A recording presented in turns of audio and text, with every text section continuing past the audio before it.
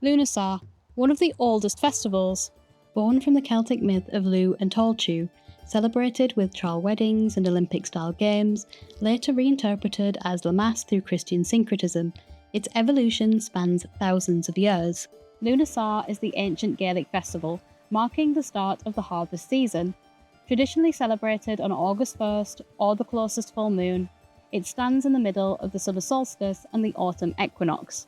However, as with all ancient festivals, it's unlikely all communities celebrated the same way. While early medieval Irish texts clearly document Lughnasadh, evidence for a uniform pagan festival across Britain, Gaul, and mainland Europe is far more fragmented. Our interpretations today rely on folklore and traditions generated through thousands of years of practice. At its core, the early August festival was a community-focused celebration of the first harvest, specifically early grains and berries.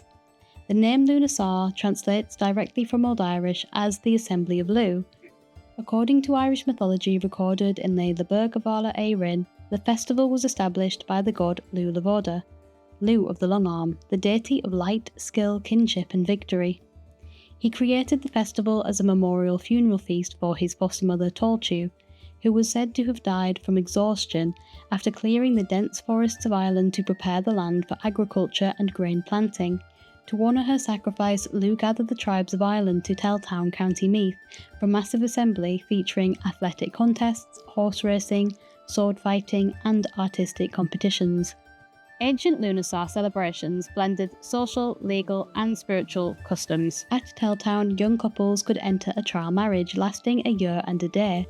If the marriage wasn't working out by the next Lughnasadh, they returned to Telltown, stood back to back and walked away in opposite directions to legally annul it. A loaf of bread, baked from the very first wheat or barley harvest, was shared among the community to ensure the rest of the crop wouldn't rot in the fields. Communities would climb hills and gather wild bilberries. Plentiful berries meant a good harvest ahead, while scarcity signalled impending famine. Offerings were made on mountain peaks and ridges to secure protective weather for the late summer harvest. In Scottish Gaelic tradition, Lughnasadh is known as Lughnasadh. While it shares core roots with Irish tradition, Scotland developed its own folklore and customs, heavily blending Gaelic practices with later Scot and Norse influence. Similar to the Irish, special harvest cakes, such as the bannock, were baked using the first newly harvested grain. These were often marked with symbols to offer protection from bad luck, crop failure, or fairy mischief. Traditional protective charms crafted by binding two rowan twigs together with red thread or ribbon were made to ward off ill will, witchcraft, and misfortune. Because Lughnasadh fell during the height of milk production in summer, butter and cheese were central to the feast. Special Lughnasadh cheeses were made and shared among neighbours. Farmers drove cattle through smoke from sacred fires or sprinkled them with water from holy wells to ward off illness. Communities would visit Clootie wells, sacred springs often situated on hillsides or near ancient trees. People would perform rites, walking around the well 3 times sunwise.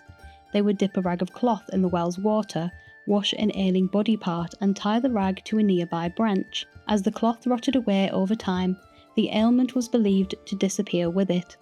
Well-known sites like Tobermory and various springs across Aberdeenshire and Skye saw massive crowds gather on Lughnasadh morning. In Welsh lore, the period is tied to LOO-nuh-suh, the Welsh counterpart to Lugh, featured in the 4th branch of the Mabon. The cutting of the grain at Calanúst symbolically represents the betrayal and wounding of Lugh, signifying the waning of the summer sun and the necessary sacrifice of the corn to sustain the community through winter. One of the most famous Welsh harvest rituals linked to Calanúst involved cutting the last remaining sheaf or grain of hay. The last sheaf was plaited together while still standing in the field and declared the Uacht, the old woman or witch. Farm workers would take turns throwing their sickles at it to sever it. The worker who successfully cut it down grabbed the witch and ran toward the farmhouse. Other workers and children would hurl jugs of water at the farm worker to try prevent the witch from entering the house dry, considered to be a rain-making charm for the future crops.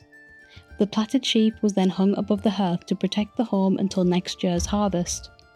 The ancient practice of gathering berries on hilltops transformed into Christian pilgrimages, the most famous being Reek Sunday, celebrated on the last Sunday of July.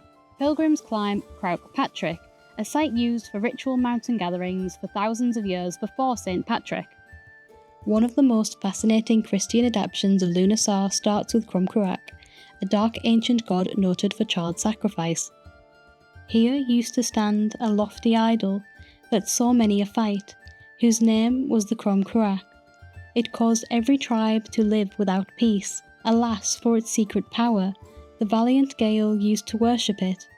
Not without tribute did they ask of it, to satisfy them with their share in the hard world. He was their god, the wizened Crom, hidden by many mists. As for the folk that believed in him, the eternal kingdom beyond every haven shall not be theirs. For him ingloriously they slew their hapless firstborn, with much wailing and peril, to pour their blood around Crom Cruach. Corn they asked of him speedily in return for a third part of all their progeny. Great was the horror and outcry about him. Of course, it was written by Christian scholars in the Middle Ages, so was likely designed to deter people from pagan gods. There are no surviving written records of Crom Cruach in the pre-Christian era, so all we have to go on is their darker interpretation, whether accurate or not. Legend states that Crom Cruach was located on the plain of Moyslacht, where a central gold-adorned idol stood by 12 stone idols covered in brass. As an ancient earth, harvest and fertility deity, to secure bountiful crops, milk and healthy herds, worshippers sacrificed a third of their firstborn children by striking their heads against the idol. During the reign of High King Tiamat, thousands of Gauls gathered at Moyslacht on Samhain to worship the idol. According to legend, 3/4 of the assembly, including King Tiamat himself, died in extreme frantic devotion. When St. Patrick brought Christianity to Ireland, he confronted Crom Cruach. Patrick raised his crozier to smite the idol, and the gold central statue collapsed and the 12 surrounding stones sank into the earth. Gaelic folklore transformed Crom Cruach to Crom Dubh, translated as Dark Crooked One, a pagan chieftain who was defeated and converted by St. Patrick during Lughnasadh. In Anglo-Saxon England and parts of Scotland, the festival merged with the Christian celebration of Lammas, derived from the Old English Lammas or loaf-mass, where loaves of bread made from the first harvested grain were blessed at church services. After the loaf-mass, the blessed loaf was often broken into 4 pieces and placed in the 4 corners of the barn to protect the rest of the stored grain from rot or pests. Today, Lughnasadh is celebrated globally. Towns across Ireland still host sporting competitions, agricultural fairs, and harvest gatherings throughout early August. Throughout every evolution, Lughnasadh has held its place as the August Harvest Festival.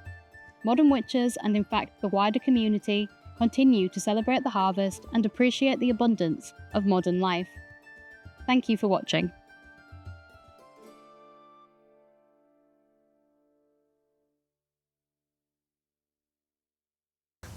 What is that?